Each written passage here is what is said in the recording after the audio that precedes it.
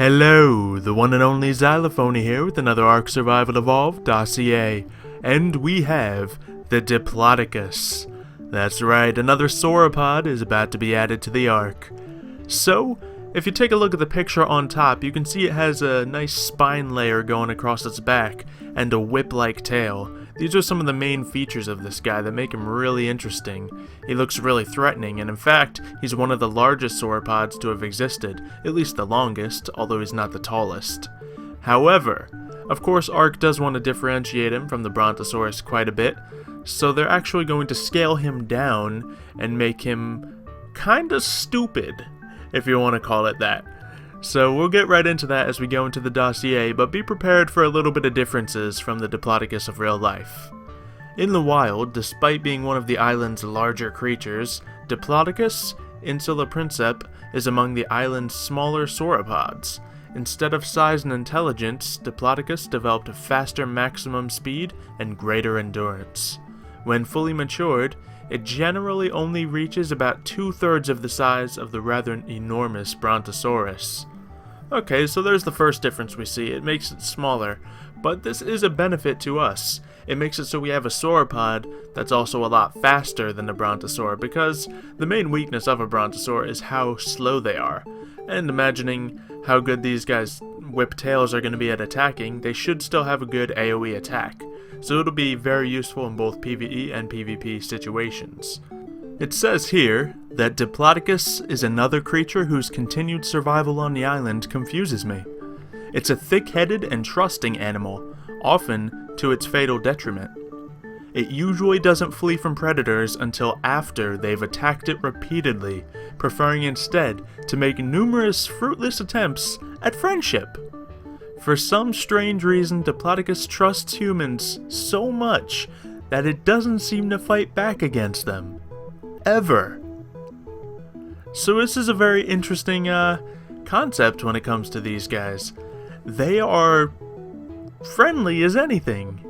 They try to make friends with carnivores that are trying to eat them.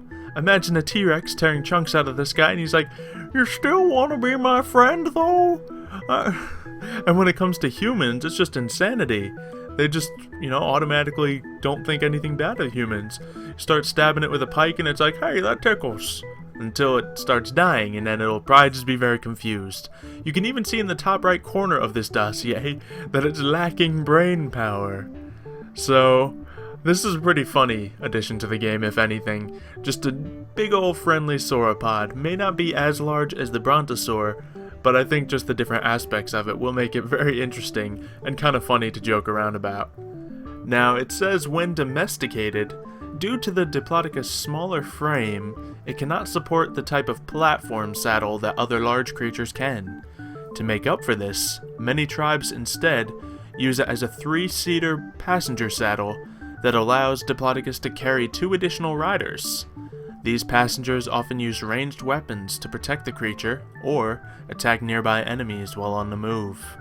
If you look in the bottom left picture of this dossier, you can see 3 riders on the Diplodocus, one shooting a bow, one with a spear, and of course the rider. Now, there's also some storage up there and a lot of supplies. These guys can carry a large amount of things, and, well, a large amount of riders compared to a lot of other things. Now, they may not be able to have a platform saddle, but having 3 people on a saddle will be very interesting, especially if these guys have a lot more speed than the Brontosaur. I think they'll definitely be very interesting to use, and a very necessary tame. I think especially when it comes to PvP, such as survival of the fittest, these guys will be highly sought after, considering they're not going to fight back when you try to tame them. They'll be fast enough to use for, movement across the island, and I assume they're going to have some damage to them at least, so it'll be really cool to see. But anyway, let me know what you guys think of the Diplodocus in the comments down below. Once again, it is a little bit different than it is historically, but other than that, I think it's going to be a very cool mount to use. Thank you everyone for watching. Leave a like if you have enjoyed this video. Get ready for more dossiers coming soon, and I will see you next time.